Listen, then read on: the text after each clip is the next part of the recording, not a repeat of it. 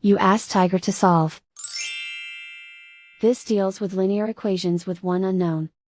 The final result is t equals 24/5. Let's solve it step by step. Simplify the expression.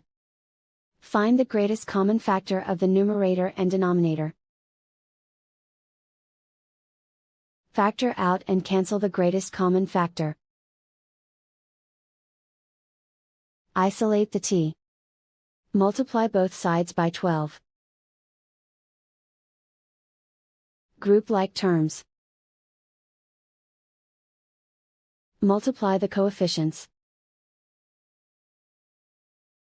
Simplify the fraction.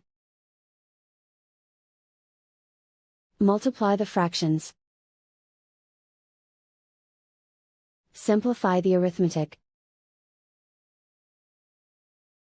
And so the final result is t equals 24/5.